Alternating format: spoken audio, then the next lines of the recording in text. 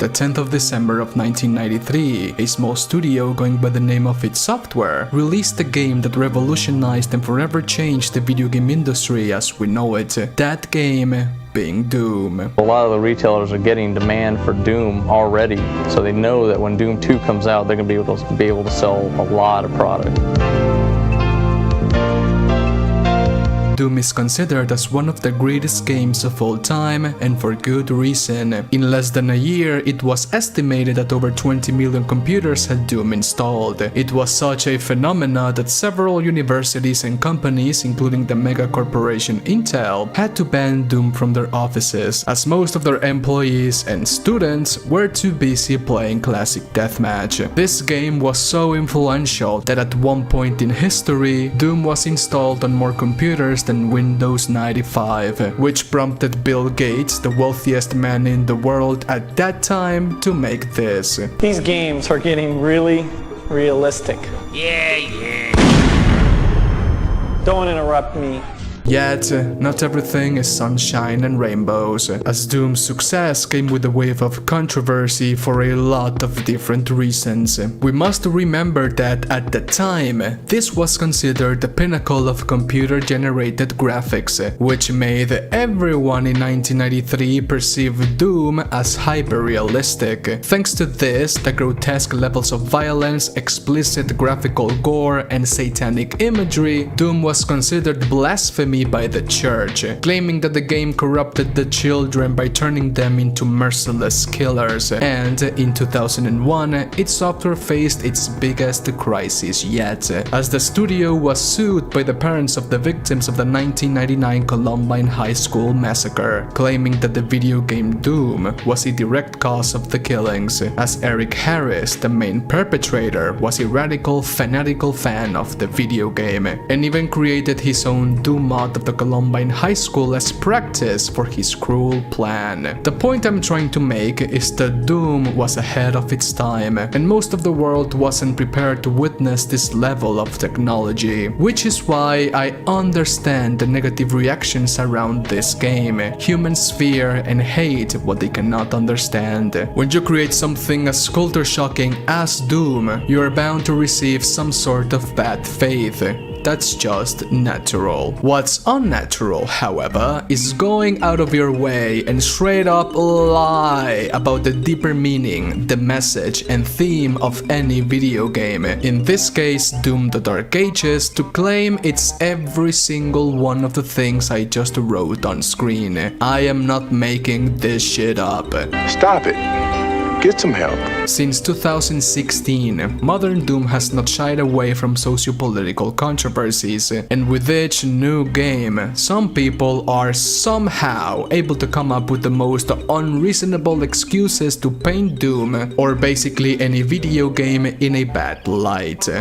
Fuck id Software, Free Palestine, a Doom: The Dark Ages review. Do I even need to elaborate any further? Lamentablemente, sí. 3 years ago, I made this video, and I promised myself I would never do anything similar again. Unfortunately, however, this review of Doom: The Dark Ages is a direct sequel of this review for Doom Eternal, as it is made by the same person. And it's even more unreasonably unhinged than the one before it. Because of that, if you think Doom: The Dark Ages does not represent any of these things, would you kindly leave a huge like? Absolutely destroy the like button. Let's send a message to the person behind this review that sometimes games are just meant to be fun. Also, what does Doom mean to you? What's the deeper meaning you can find behind the ripping and the tearing? Be sure to let me know down below in the comment section, because as you all know, my friends, I read and reply to every single comment I get. It is my purpose in life, and if you do not believe me I do reply, you can test me right now. Solo hazlo, maldito insecto. With that being said, let's sit down, open this Doom review, and dive straight back into incomprehensible nonsense. This video was sponsored by Gamersubs. Use code MIDNIGHT to get 10% off of any of these cool new things. For every single one of you who uses my code, my friends, we get one step closer on getting our own flavor Spartan Piss. Thank you so much for the support, and I really hope you enjoy. There's an old saying that goes as follows: do not believe everything you see on television or the internet, and for good reason. You never know if what you're consuming is changing for the worse your perception of the world around you, and this hasn't been more relevant than it is right now. When I finished reading this review, I couldn't believe it was real, and how anyone would go out of their way to write this article full of insane claims on a game about killing demons from hell. That was until I found a video of the author reading through her review and giving more context behind her thoughts. Something that I wrote in the spirit of my Doom Eternal review, which is to say that I actually critique the game in some kind of meaningful sense, as opposed to just sucking its studio's dicks. You are talking to the trap car master, my friend. Yeah, you're like Rain Man. Retarded. With this, we now know the writer's intention, which is to expose its software for the racism and sexism they have inserted into the Doom franchise, and critique Doom the Dark Ages on what really matters. Backed by unpopular demand, here's a short review of Doom the Dark Ages from a trans woman's perspective, but also that of a gothic ludogist, sex worker, pornographic historian, art director, author, and activist. Someone raised on classic Doom who grew to increasingly dislike Doom Eternal as and after she came out of the closet. In short, fuck it software, free Palestine. What? Bro, what are you talking about, man? This is only the intro, and there's already so much wrong with it, as the video game Doom has nothing to do with the conflict happening at the other side of the planet. But I digress. This piece explores bigotry in games. For example, read Carl Jobst, Still Racist. The same argument therein also applies to id Software and Hugo Martin. Clicking this article, I came up with this insane thing. The author blatantly states that not only are Carl Jobst, id Software, and Hugo Martin racists, but that they are also Nazis. Let this be a testament of this entire review. Doom as we know it is tied to capitalism and computers. Computers can be powerful tools. id Software treats them as tickets to Plato's cave, a bread and circus, thoroughly blind refrain of escape abused by manosphere types, to dick measure according to Muir and Clark's laws. ¿De qué putas, perras, vergas, mierdas, miadas, cagadas estás hablando? Plato's cave, Clark's law of science fiction. What does any of this have to do with killing demons from a hell? I'll tell you. Absolutely fucking nothing. This, my friends, is known as balderdash, senseless talk, nonsense writing. In this tiny paragraph, the author alludes Doom to so many different concepts and things that makes it impossible to understand the point trying to be made. If your job is to write, then write something that is digestible. You're not writing a deep philosophical story and how it impacts the world around us. You are reviewing Doom the Dark Ages. If you want to know what the point was in this god-awful paragraph, I have you covered, my friends. What she meant is that id Software uses Doom as a ticket to take us to their own reality, a place where misogynists compete amongst themselves to see who has spent more money on technology and is simply better. I'm better! I am better! Basically the Doom community without the misogyny. Saying that a game is misogynistic because a handful of people that are play it is not a good reason to claim it and the developers behind it are. It's like saying Minecraft condones violence against animals just because you kill them, without taking in consideration that you do in order to survive. Doom may have a graphic violence and all that shit, but it's a known fact that the game is rated E for everyone. The whole premise of Doom is that anyone can play and enjoy it, all thanks to its simplistic story and controls. But the foundation of any Doom experience, past or present, is unquestionably combat that's centered around three things: badass demons, big effing guns. That's right. And moving really, really fast. This was true 10 years ago, and not only is it true today, but it will remain the truth 10 years, even 20 years in the future, because that's what Doom fundamentally represents, a game that anyone can enjoy. Let's move on. To Doom the Dark Ages, we are currently in the middle of a genocide, which its software doesn't challenge. They sedate their audience with the usual monolith fare, lacking any irony or critique of the present world under attack by state, corporate powers, or capitalism. Doom as a franchise, then, feels more toy-like, fake, and money-hungry than ever. We live in gothic times. Well, I'm out, man. That nigga's tripping. This would be true if its software just gave us Doom Eternal 2, a risking of the previous game with exactly the same mechanics, assets, and overall feel, like what happened with Modern Warfare 2 and 3, old and new. But that's not the case here, as Doom the Dark Ages is a game that stands on its own two legs. The game took its software 4 years to develop, alright. It's quite the opposite of a cash grab. But well, here the author raises a good question. Do video games need to critique the world we live in today? I'm gonna touch upon this point later in the video, but for now just have it in the back of your head. I understand. She then goes on to give Doom the Dark Ages actual criticisms, like adding non-FPS mechanics to Doom, such as sparring and slow motion, Mick Gordon not composing the game's soundtrack, which broke all of our hearts for sure, and the intro sequence not including the usual rip and tear with a Slayer's mark on the background, which is complete heresy. I know you like Star Wars, Hugo. The rip and tear voice line alongside the Slayer's mark on the background is Doom's version of the Star Wars text scroll. If you do not include it on the DLC, I'll see you in id Software's parking lot, Hugo. Where was I? Oh yeah.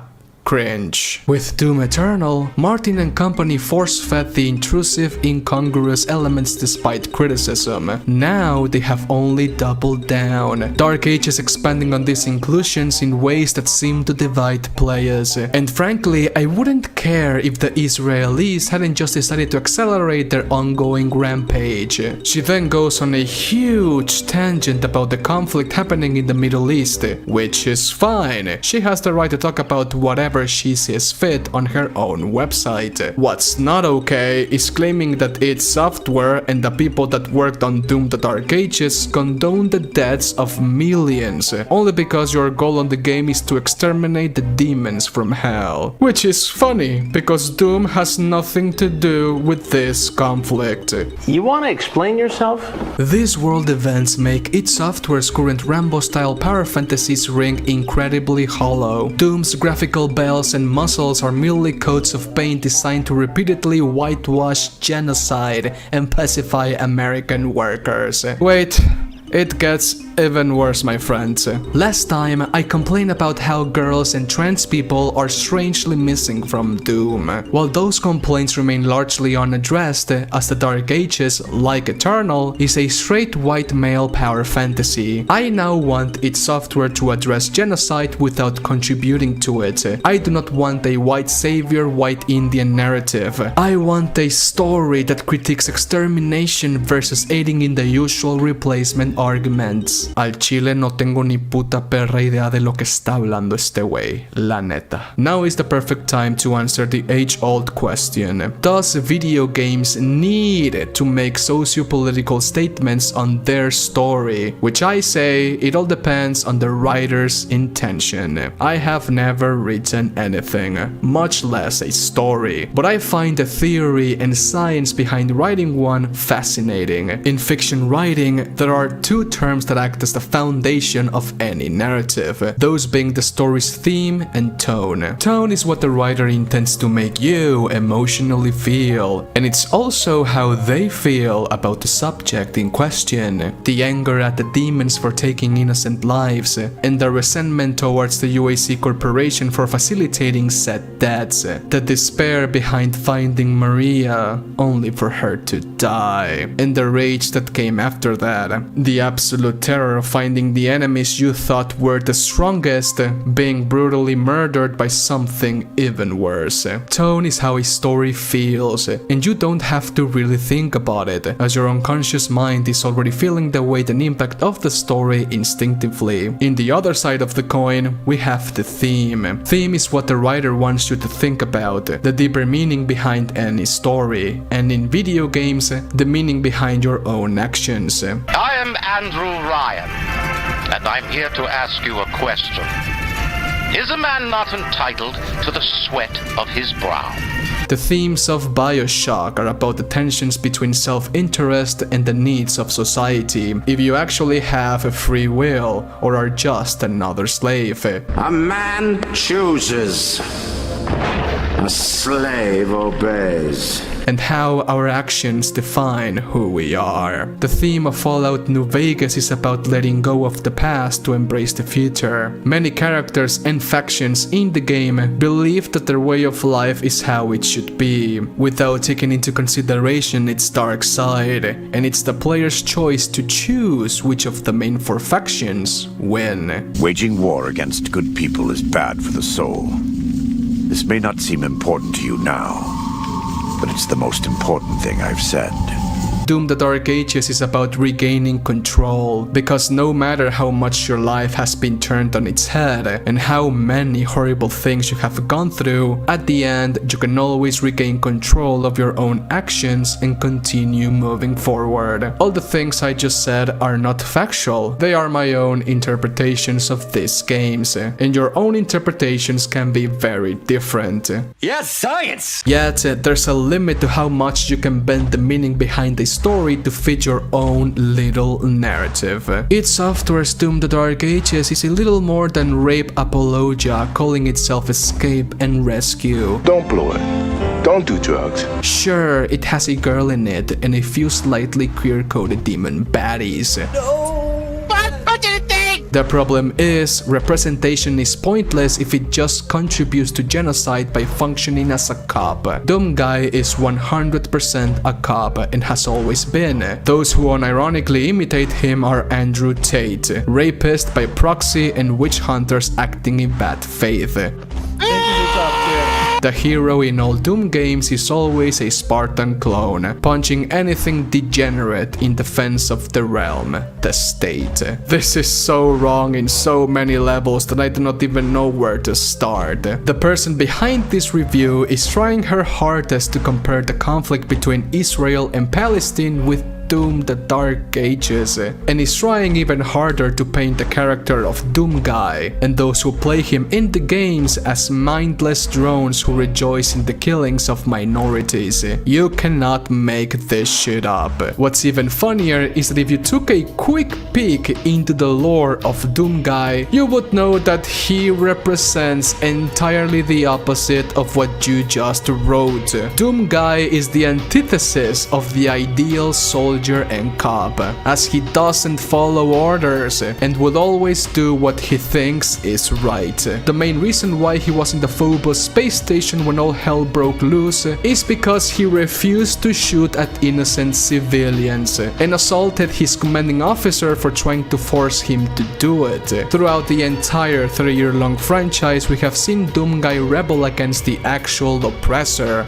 do what's right and pay the price. In fact, Doomguy represents everything you believe. A man that acts for the sake of the people who does not discriminate. But no, Doomguy is a rapist now. The author then goes on a ramble on how Doom the Dark Ages doubles down on genocide because they do not critique what's happening in the Middle East. How its software staying silent on this topic is them condoning the deaths of millions of people, that Doomguy is a pimp, an exterminator, and an oppressor for killing a shit ton of demons. To conclude, everything is political and human rights aren't up for debate and shouldn't be debated through obfuscation and force, the way its software does. Capital assigns criminality and rapes by design, which Doom the Dark Ages only embraces. We need to hug the alien to have the horse revenge. Dude, you are so historically retarded! What in the name of BJ Blazkowicz are you talking about? I have never in my entire life seen someone so dead set on twisting the meaning behind whatever to fit their agenda. What amazes me the most is the irony behind this review. Through its entirety, the author compares the conflict between the humans of Argentina against Hell with that of Israel and Palestine. The irony being that she perceives the Palestinians as the demons we shoot in Doom the Dark Ages, and that's not helping her case a single bit. The demons we kill in Doom are not innocent human lives caught in the crossfire of a stupid conflict. The demons are the fire, and the conflict is ingrained in their instinct, as their whole purpose is to exterminate the human population and assimilate Earth into hell. There is simply no point of comparison. Doom is just a game about killing demons, monsters, fucking aliens that want to see us, the humans, die. It's not trying to make a political statement, it's just trying to be a fun video game, which makes this entire review being una pinche puñetada más. Maldita sea. Yet, I want to give credit where credit is due, as the author of this review began on somewhat the right track, as the video game Doom does make a political statement, which is, what will happen when the Earth's resources run dry? Will we turn onto each other? On an 80-year war where billions of human lives are lost like in Gears of War? Or will humanity look up to the stars in search of more, whatever the cost? In a sense, Doom critiques the extremely radicalized version of the current world corporations in the form of the UAC, where human lives are disregarded in the name of progress and nothing else. With all due respect to the person behind this review, this is simply not it, and it's outright ridiculous.